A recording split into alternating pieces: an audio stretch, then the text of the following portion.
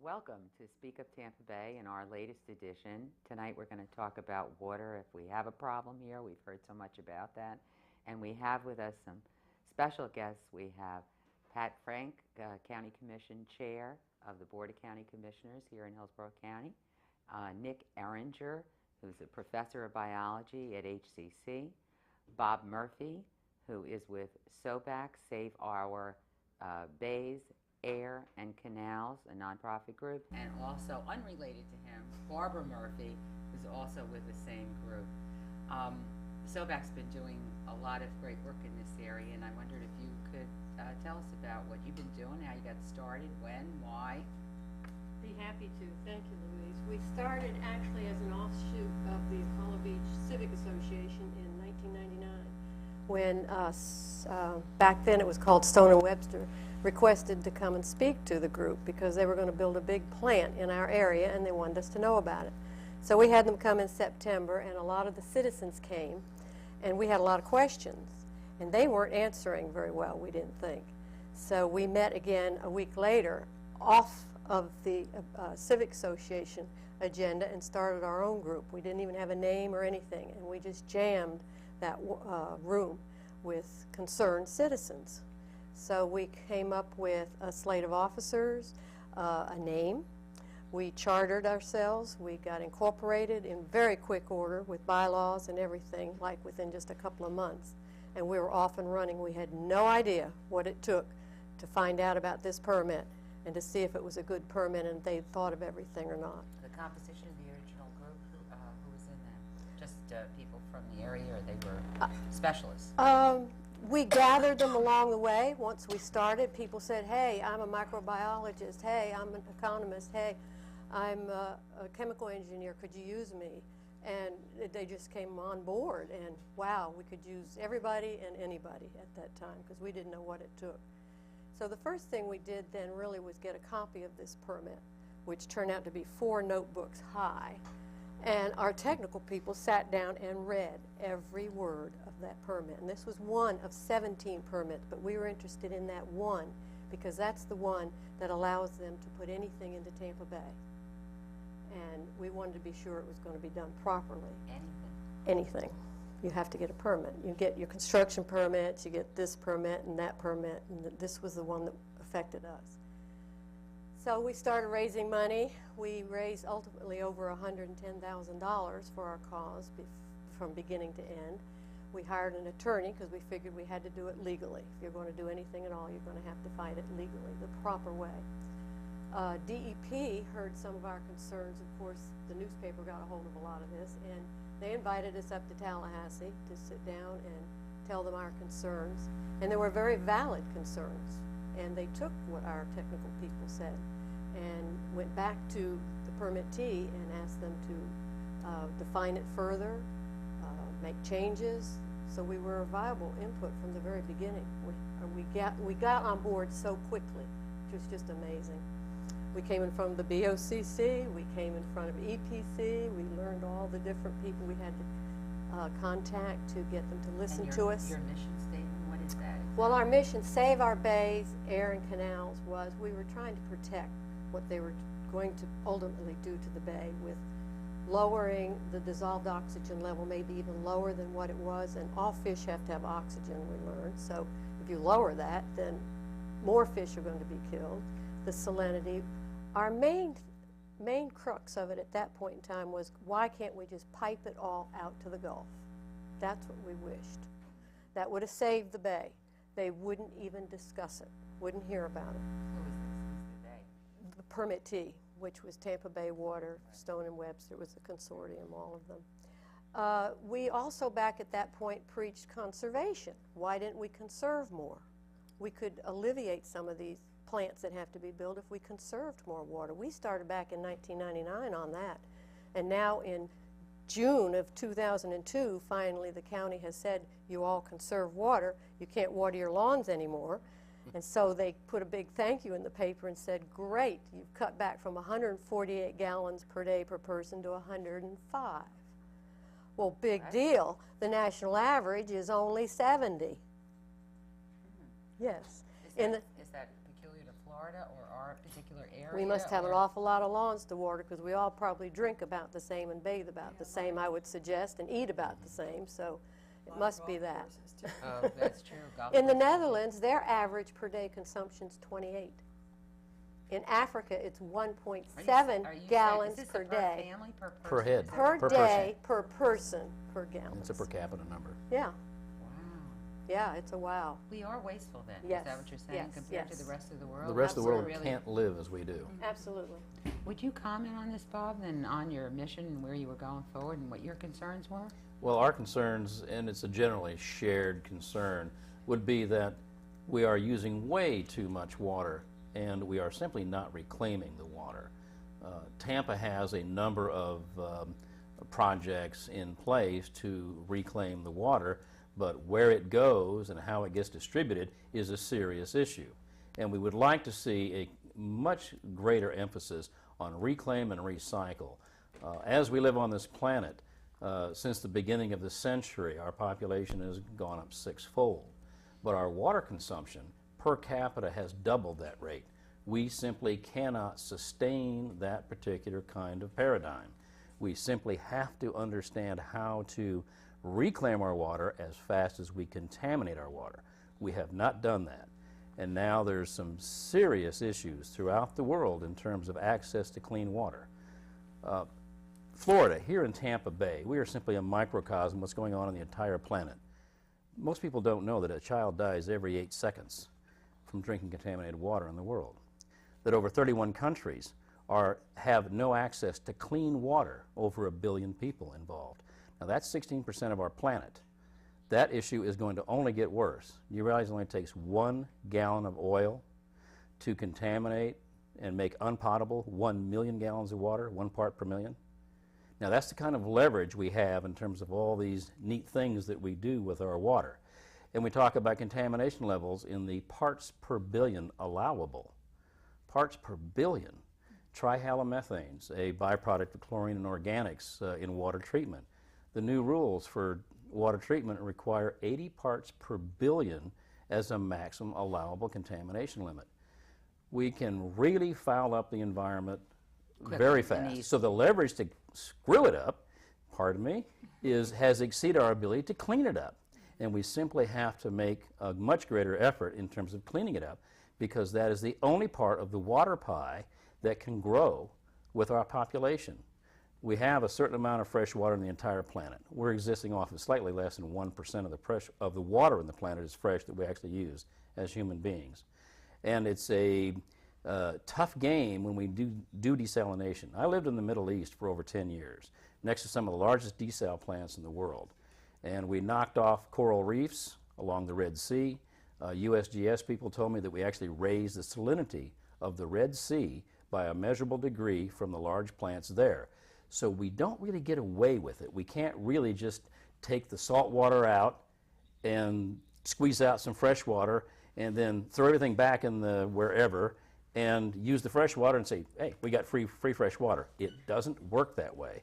The whole planet is a closed system. Yeah, and now Nick, we're talking about the effect of these kinds of desal processes and so forth on the bay themselves. Can you explain that? Well, I think we should back up a step or two and Okay. say, first, where we've been getting our water traditionally here, and we've been pumping a lot of water from the aquifers in northern Hillsborough County and in Pasco County that's been pumped down to Hillsborough County and Pinellas County. And the impact of that has been to lower the water table to such a point that we've had lakes dry up and we've had a lot of wetlands dry up. So we get into a crisis situation where we have to go in some direction to get water.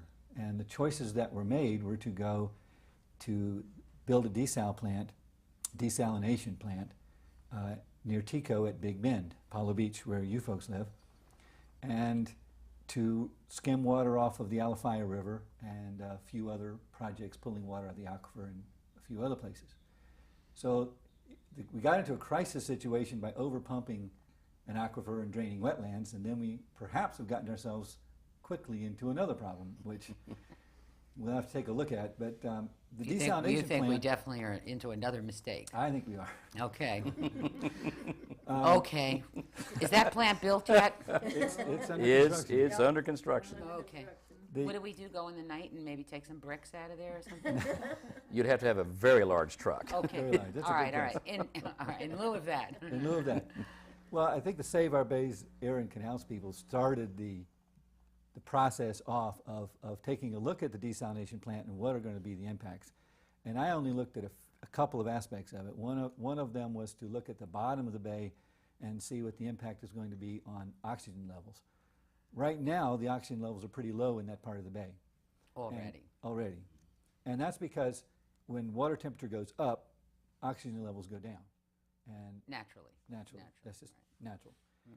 And when they're going to skim off the water from there and run it through the desal plant and pump it back, the water will be even warmer, and it'll have added salinity into it.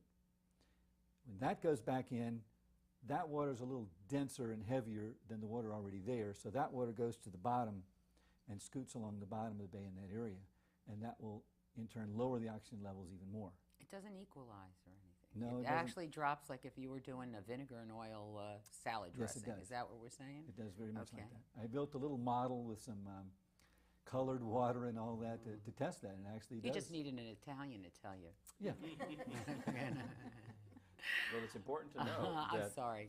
it's important to note that higher salinity also decreases the dissolved oxygen as well as the heat. Right. You have two factors working here. Right. This is what's really scary, that we have a double whammy, and the desal plant is now able to deliver cheap water because they've externalized the cost of piping it to the Gulf.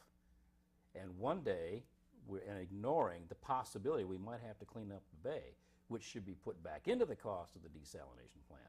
That's a very poor paradigm. Remember, this is the first desal plant of this scale on an estuary anywhere in the world.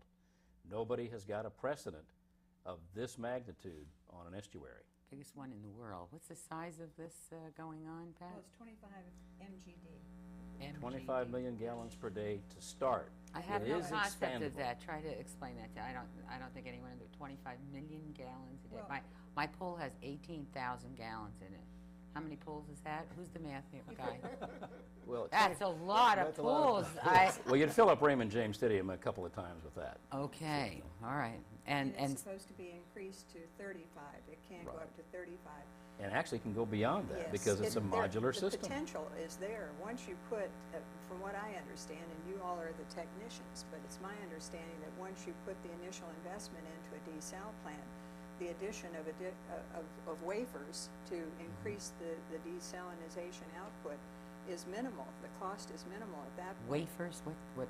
Well, The modules, That's the that reverse does the- osmosis membranes that they are, that's the technology that are currently employing. But the unfortunate part, as Dr. Erringer would agree, is that simply gives them the higher capacity to dump more stuff into an already designated impaired body of water. All of Tampa Bay is an impaired body of water due to low dissolved oxygen and high nutrient levels already. And in our part of the bay, since we are downwind of the prevailing winds, it all backs up against our bay in Apollo Beach. That's why we're here in yellow shirts. and it's really... You're here in yellow shirts. Okay, Pat. When I first got elected to the board in '98, I got appointed to Tampa Bay Waters Board as one of the two representatives from Hillsborough County. And I thought this was absolutely crazy to put this desalination plant on the bay, and tried to get it over on the Gulf of Mexico, which to me made a lot more sense since Yes, it that does. happens to be All of the seawater. desal plants are on major bodies of water. And- How did it get here then, where it shouldn't Because be? they didn't want it over there, and they had the boats. And Barbara mentioned that if we'd run a pipeline out to the open water, it would have made more sense. Well, of course, the extension of that pipeline was, they said, a tremendous amount of money. Yet Now they're considering a second desal plant over in Pinellas County, which was where it should have gone originally. And they're talking, the people over there are saying, but we need 14 miles of pipeline to take it out into the Gulf and not damage anything. Now, if they need 14 miles there, what are they doing to the bay that we have here, where we have an estuarine system, a spawning area for fish that is unique?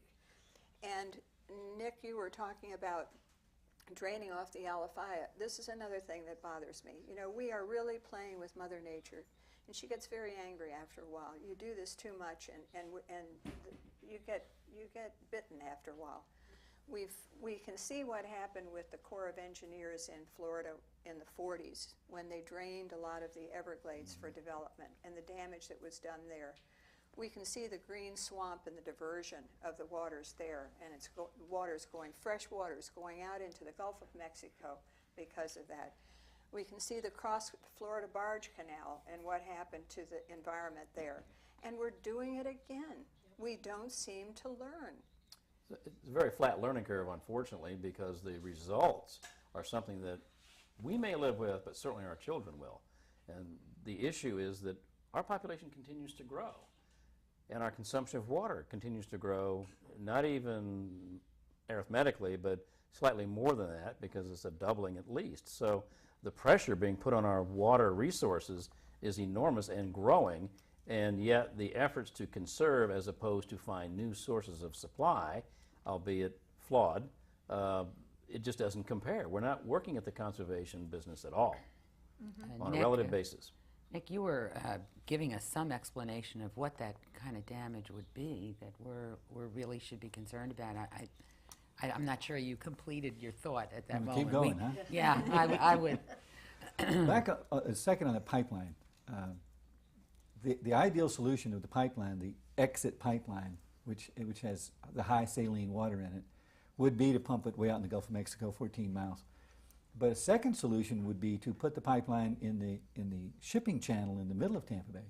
That's only about 2.5 miles away, and a lot less expensive than running it out. At least there would be currents moving it, and it would mix it and stir it up and take it out of the bay quicker than it would be sitting by Apollo Beach, because the current patterns in Apollo Beach during some times of the year are not very fast. So that water will stay and circulate around in there and create a higher saline water than we'd normally like to see.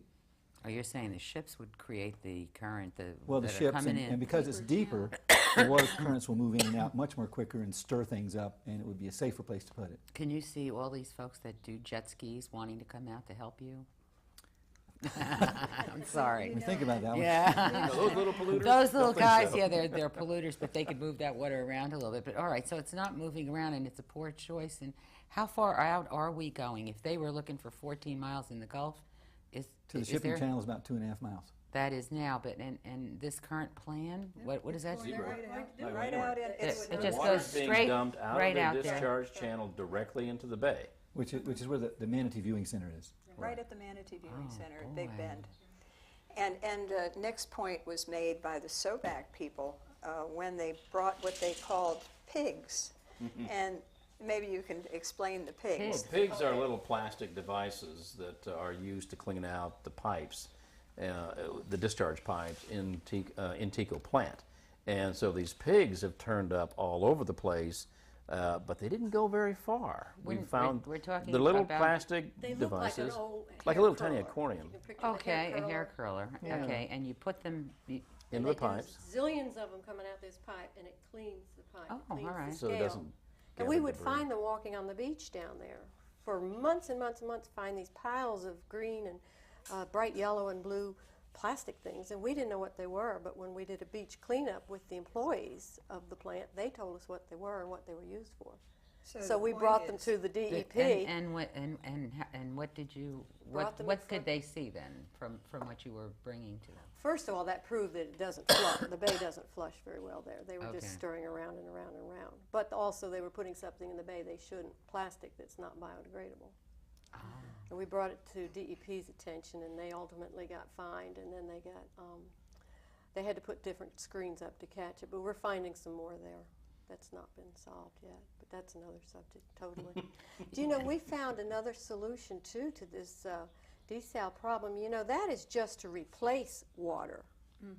That's no added water to Hillsborough County, that 25 million gallons per day at all. That's just a replacement. So we're still back at zero. What is our usage now? 158 MGD. A day.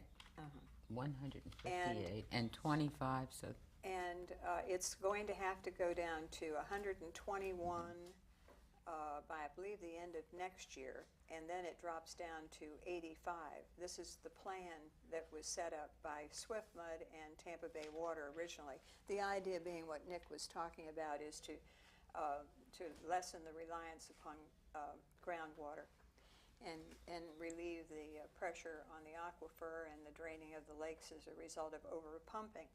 But the complication of these plans is just really concerning, because there's another element that wasn't factored in at the beginning. When you put more saline in from the desal plant, you reduce the fresh water because you're draining off from the alafia, and that's going to be pumped into a new reservoir that's going to be in South County with 15 billion gallons of water in it, above ground, not under the ground. My goodness. And then you're also going to pipe down an overflow of fresh water from the Hillsborough River down to the reservoir. You're draining out fresh water, putting more saline in at the desal plant. And now we have another factor, and that is the reclaimed water, which I totally agree with you, Bob, that reclaimed water has got to be utilized. And the city of Tampa, off of Hooker's Point, down at the port of Tampa, is discharging about 60 million gallons a day of reclaimed water. But that is fresh water that's going into the bay. That's going to be taken out too, because they now have made an agreement to pump some of that reclaimed water up to Pasco County. They're selling it to Pasco County.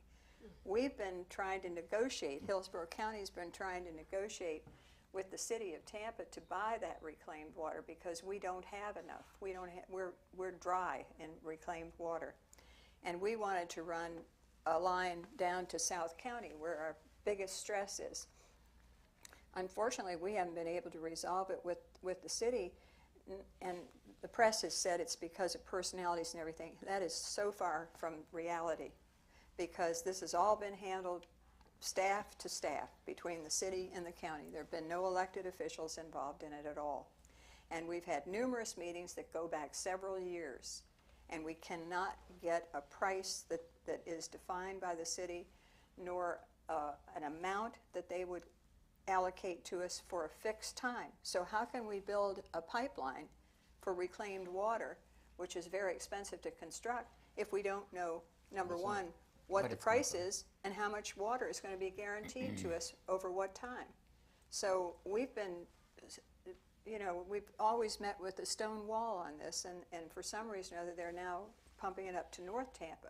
But one way or another, that water is going to be gone. Maybe so we have another factor. It could be, I don't know what the reason is, but we've got a problem in our county. Well, what's the solution to getting these people on the same page? Do we need to have a few heads roll, or? I really don't know what the It solution sounds like a is. few heads need to roll. If we're in all this kind of trouble, I just don't know who they all are. But well, it sounds we're like getting if they're back not to the point negotiating it. where when you're talking about water becoming a rich commodity, It sounds like oil to me. I was It just, is. as you were talking, I started thinking about the Ewings. And I thought, it sounds like crazy deals going on with all of this, and cartels and this kind of thing. Well, you're simply not off the target there. Only 5% of the world's water currently is privatized. Only 5%. But the money coming from that 5% control is 40% of all the oil revenues. It's larger than the profits coming out of pharmaceuticals. We're talking nearly $1 trillion a year currently. Some very large concerns of Vivendi out of France, which owns U.S. Filter, big player out here. Bechtel has another big player out here. RWE, another big. Perrier doesn't count. I mean, that's a water dropper compared to these guys. We're talking hundreds of trillions of gallons of water that these people are getting their hands on, and the privatization of water worldwide has got some serious consequences for us all, because water is a human requirement. I think we should say water is a right for all human beings. But if you classify water as a need that has a price on it and you commodify it, then you have some real ethical and social issues about who gets the water and for what price. There is a large meeting going to be happening. It's a World Summit in South Africa next month. On one side of the river, it's Sandton, very wealthy suburb of Johannesburg. People are going to be talking about how the world's water is going to be managed. On the other side is Rio 10, a group of, well, not as well-off people in a very poor area where individuals in that area cannot get water because it's been privatized and they can't afford it. The river in between is so bad that the cholera warnings are already posted on the signs. You just don't want to get into the river. That gives us a very sharp and defining picture of what's happening in this world today between the haves and the have-nots. The 21st century will be known as the century of blue gold. That's the water. That's why I'm in the water business, by the way. Blue gold. My goodness. So this is a global issue. What we see here is an exact replication, and it's a microcosm of exactly what's going on. The real concern will be if you privatize water, make it a commodity, then him who has the gold makes the rules. In this case, him who has the water will make the rules. And I personally have put in an underground irrigation system under our lawn, which the cable people have thoughtfully chewed up a couple of times. But it only uses 10% of the water. What, did you use their part of the lawn? Pardon? Well, they did. They just put that little ditch witch in there and fired away. Right. But it uses only 10% of the water of the above-ground sprinkler system. We should make that mandatory. Above-ground sprinklers just shouldn't be used. Simple Are as you that. talking for lawn irrigation? Isn't Lawn that irrigation. not, that's not permitted under our current rules, isn't it? Lawn oh, sure it is. City of Tampa rules, I know. Well, I'm are in that Hillsborough you- County. I guess that's the Wild West, but you that know you- what? that If you that's only can't 10% use of the that- water consumption, Well, that's interesting. because that drips water at the root level. Well, some of the things that, to do that. Yeah. And we are looking at more water conservation methods. We're supposed to be coming back with a study group that's going to make some recommendations to us. And we definitely ought to think about everything that we can to conserve. You're right, Barbara, in starting out with that as the premise. We've been very casual about our use of water. We've just thought it was... Can you use these systems in Hillsborough County? Because I know I you don't can't see do why in the not. city of Tampa. I don't They're see why actually not. the micro It's irrigation actually system. ridiculous to put a legislation there and say, hey, you can't use something that's considered a precious resource. We have this nutty rule in the state of Florida, local sources first. Now, the Romans were smart enough 2,000 plus years ago to run aqueducts wherever the water was to get it where it was needed. And in the state of Florida, we have 250,000,000 gallons of water in the aquifer. A lot of it's up in the north and northwest. The Swanee dumps 7.2 billion gallons of water into the Gulf of Mexico every day. But where does everybody live? Well, Miami is our biggest population center. So 80% of the water is not where the people are at. And so we simply haven't got our hands around how do we want to distribute this water adequately throughout the state. And we do have offshore springs that are welling up, and there's some of them been quite well documented. Water coming out of the ground, just off the coast. We haven't capped and tapped those. Think about Florida. It's a giant drain. Water flows downhill, correct? Doctor? Unless you pump Not it. necessarily. But- In some of the rivers that we have, it actually goes up. Well, one of the things, the bottom line is the Appalachians are higher than we are. The water's coming out of there to the tune of about 180 billion gallons a day coming into the state of Florida, and it's popping up all around us. Unfortunately, we're sucking faster locally than it's being poured out of the state by streams and rivers and underground springs out of off the Gulf. We simply haven't done a good enough job of finding where all these are at. And that water that's pouring into the Gulf, I'm sure, has an ecological role to play over the millions of years that Mother Nature's been doing that. So we have to be careful about how we tap these. Well, I can tell you that the politics of that would be almost impossible to do. There's a very long Because treatise on that. There is no way that you're going to get North Florida to share their water with South Florida. I think I Those hear are two- a war of the North and South Florida coming right after we take this little break.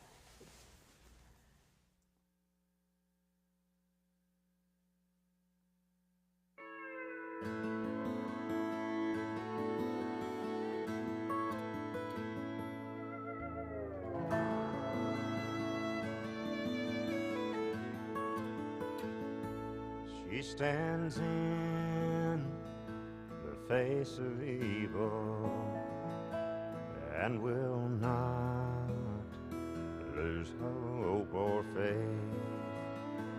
America, the land of freedom, is still the home of the brave. So raise the banner called Old Glory. Let us join our fellow man. History will write the story. America will always stand.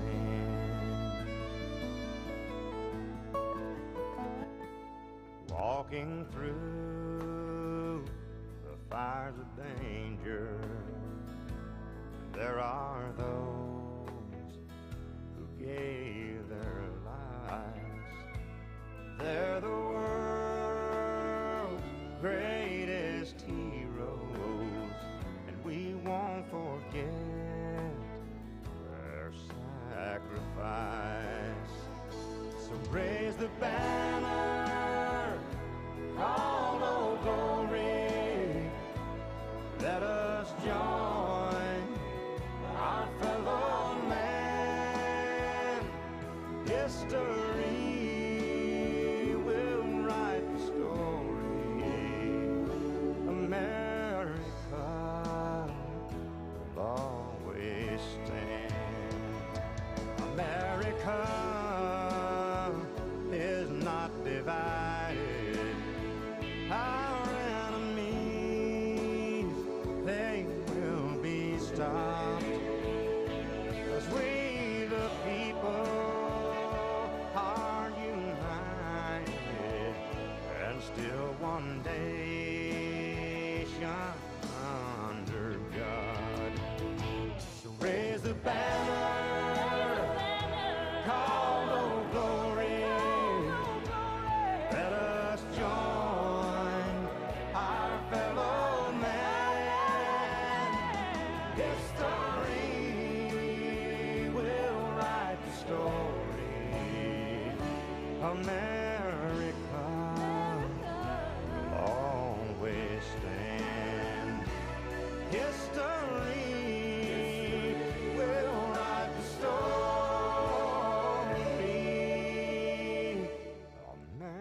America will always stand.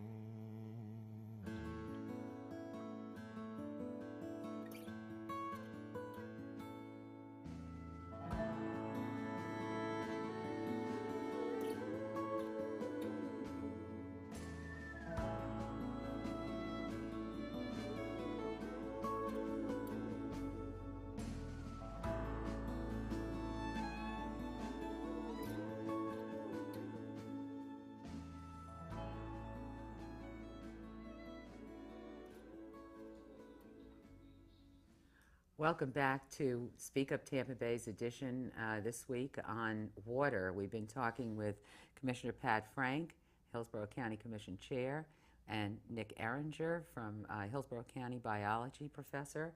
We have Bob Murphy here from SOBAC, Save Our Bays, Air and Canals, and also Barbara Murphy, unrelated to Bob, sharing the same initials. Well, I don't know, everybody will just think it. And That's right.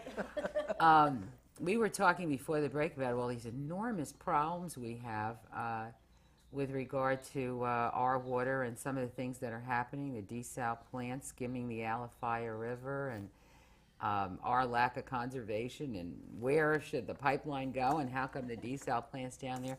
Are there things that we could do better, Nick, that you could, do we have a technology that would mitigate these problems that we may see in the loss of fish life? And Sure, we have a lot of solutions. We talked earlier about moving that pipeline. That would help.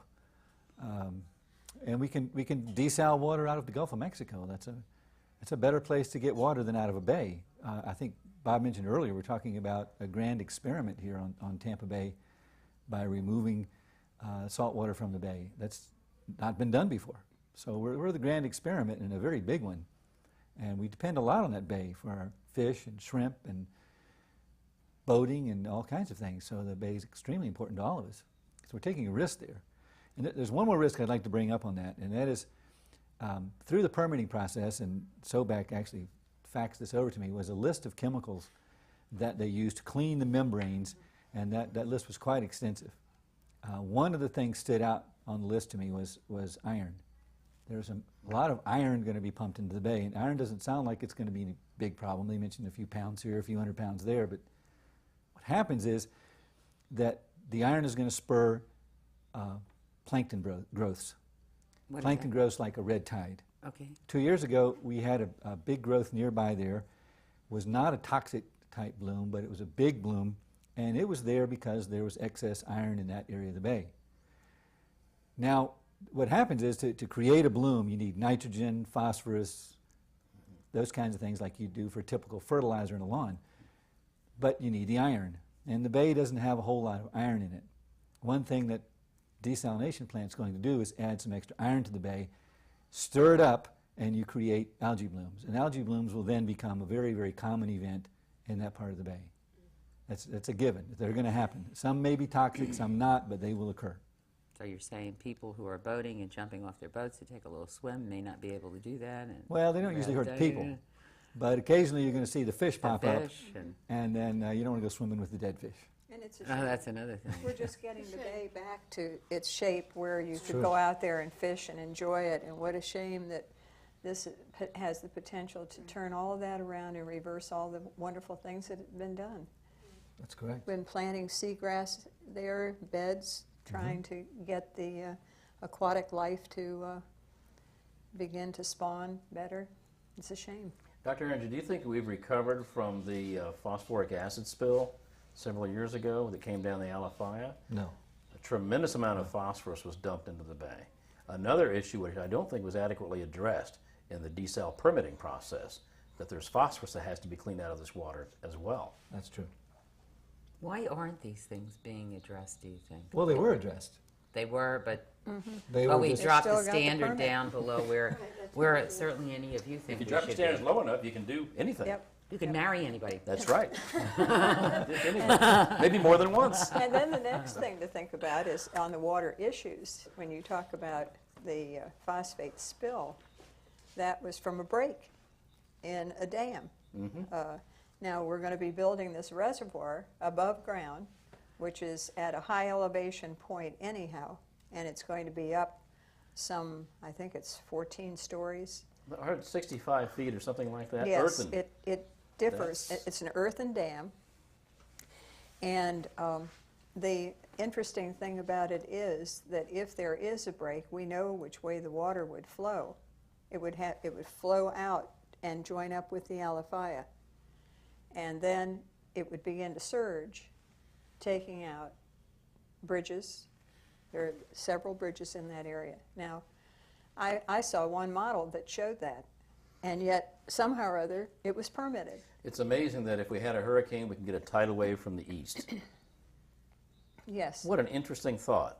We worry about this tidal surge in the bay going from the west to the east, but to have a tidal wave coming from the east over dry land, or by that time land had been pretty well soaked because you get a lot of rain in front of a hurricane, and then you get really hammered, that water's going to stay right on top.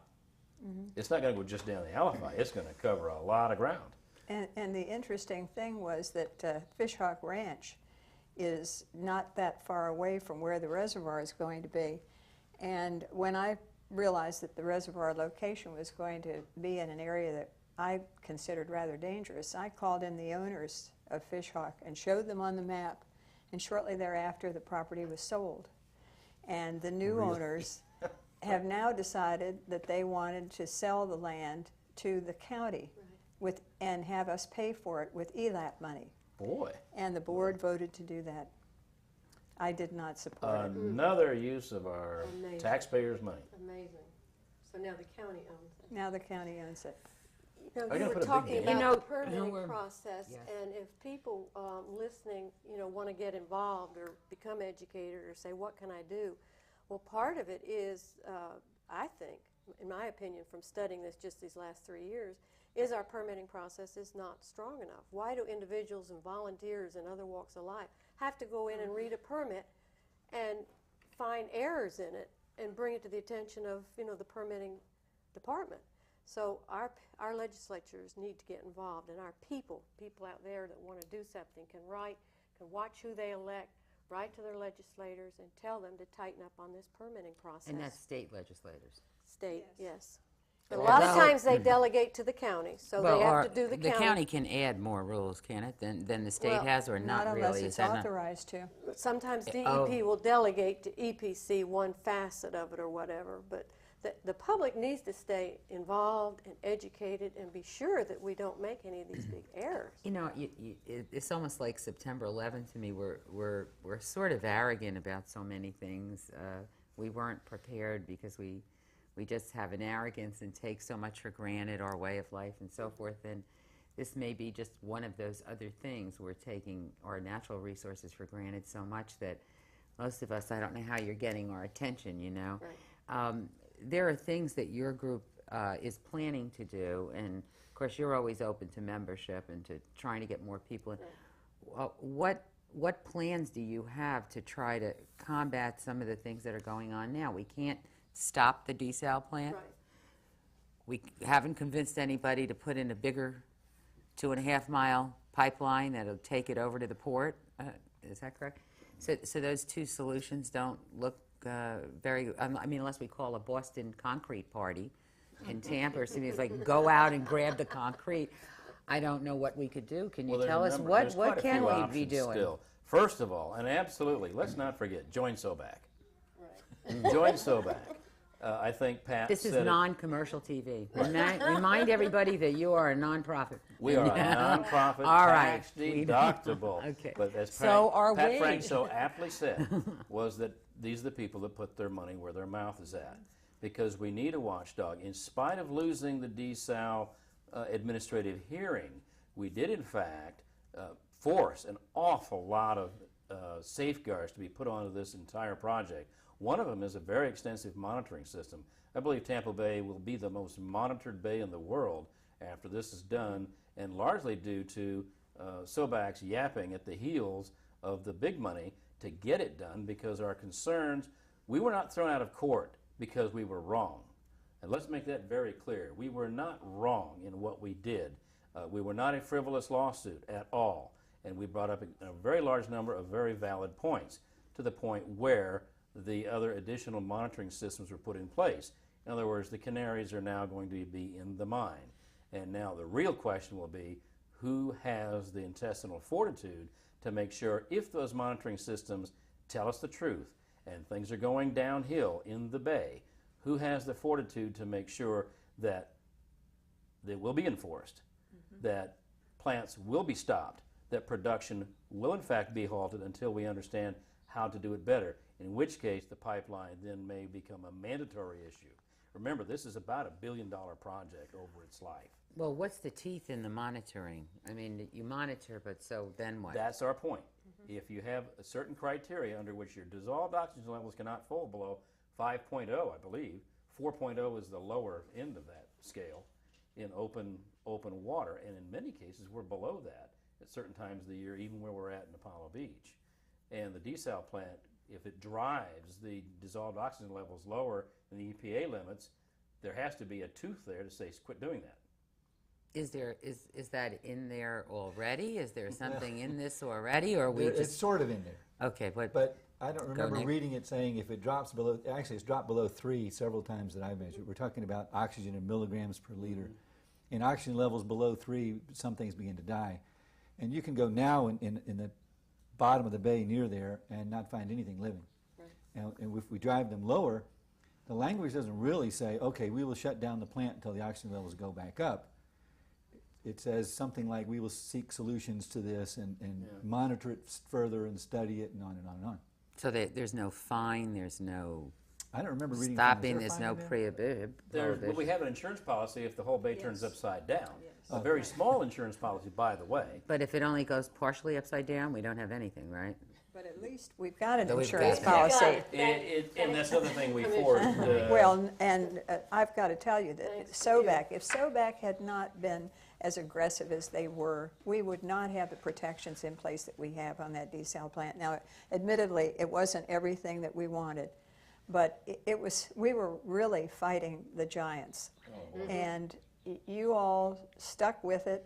I've never seen a group of people in all my experience, and I've been in public office now 20 years, that was as knowledgeable, as thoughtful, added so much to the conversation about the technical parts, didn't run off in 6 different directions. They directed their attention to exactly what they needed to do, and it paid off. People listened, and you were able to achieve change. And thank goodness you did what you did. You gave them this, Thank is you. that right? Do you know Can that bring this up here then this for a second and award- show that? It's pretty heavy.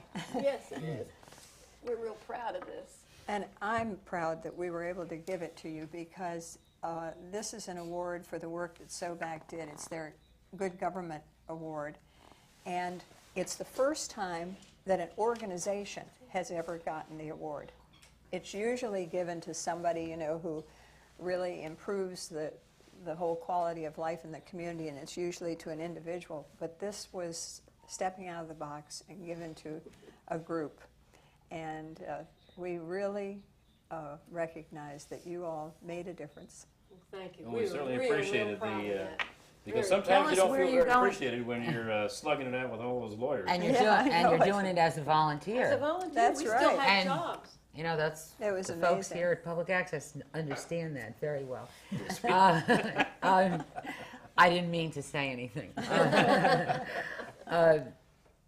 Again, now I know we need people to come and join you because you've got some plans, but can you go into, besides the monitoring, which you're keeping an eye on from back here, even though it should be monitored by our own inspectors or so forth, is that correct? Well, that Is how system is basically Hillsborough County systems and outside agency systems, of course, because you have to have backup and make sure that various systems are keeping track of things, and also that it's being recorded and that the information is freely available to people like us to monitor, because we'll have to go back and take a look at that data that's coming out of the bay as this desal plant gets underway to understand where are we starting from. Remember, Tampa Bay is a body of impaired water. We're already starting out in the hole. No desal plant in the world has ever made the local environment better. Never. And of all the desal plants in the world, all of them are located on coasts. We are not. We are singularly different and therefore simply qualify as a world-class experiment. We absolutely must have these monitoring systems in place to make sure that as we move forward in time, that we can catch the problems and stop them before they occur to the level of we don't have another $10, $12 billion cleanup business 20 or 30 years down the road a la Everglades. Barbara, you talked about a education campaign that you're going to start up or We been have involved been. in. The Can you whole talk about 3 that for a minute? The whole 3 years, in fact, we've been very active in going out into the community, giving speeches at the Rotaries, East Bay High School, junior high schools, any club that will ask us would like to talk about the water issue, trying to educate the public, and from that we're getting a lot of good input, more activism on the part of the public. Are you making recommendations in terms of conservation or We're just How are bringing the you- same story like we're bringing tonight, more or less, giving you the facts. but not of- not a specific Well, we have recommendation done on that, on the last rest year. of us? We were asked to have put our 2 cents worth in terms of conservation activities. And remember our treasurer at that time. We put in actually a fairly lengthy list of conservation measures that we felt were appropriate for our area. Can And you that- name a few of those? Basically the irrigation business, underground, Rain barrel. possibly Rain even barrel. twin pipe systems for homes. You got to remember something. We only drink about 10, maybe 15% of the water that ever comes into our house. Everything else is flushed, goes in the dishwasher, the clothes washer, goes out onto the pavement, whatever. Why treat all that water to the level of drinking water when we simply don't use it for drinking water? Why put it on our grass at the drinking water level of quality? Hence a major plug for Reclaim Recycle. And at the Curran facility, which I did visit at Hooker's Point, They can reclaim 96 million gallons a day. That's great. Let's put it to good use. And it can go on the lawn. It can go in the toilet, but not necessarily in our taps. A twin pipe system having one line going into the sinks where you might drink out of makes a lot of sense, and the balance of the stuff, the piping, being fed with reclaimed water. In some towns that has been done, a twin pipe system. But catching rainwater, I lived in the West Indies for about 4 years. We caught rainwater off the roof. A typical roof, 3,000 square feet, 1 inch of rain gets you about 700 gallons of water. Barrels, use your rain gutters, cisterns. These things are all commonly available. In Bermuda, catch basins are like small amphitheaters. They're all over the island because it's a dry island. Where I lived in Antigua, we had, Lord Nelson was there for a number of years. And they wouldn't have had any kind of settlement on that island until they found one tiny little spring in the middle of the island. But after that, they got enough people in there that they started putting barrels out, started catching the rain, and it became a significant British Are there outpost. any plans to get some of this even with children in the education of our children at schools and so forth? Well, there's Project Rain Barrel and a number of others that are is that going going on through Hillsborough County schools and all of that as a regular It's probably thing? not. If we as adults don't understand this global issue very well, we have not communicated to our children. We haven't put the curriculums together You to know, do that. though, I think that Cahill Gibran was right, and the kids actually teach us more. You know, that they were really, they're the evolution of ourselves, and, you know, they're the kids that come home and say, stop smoking.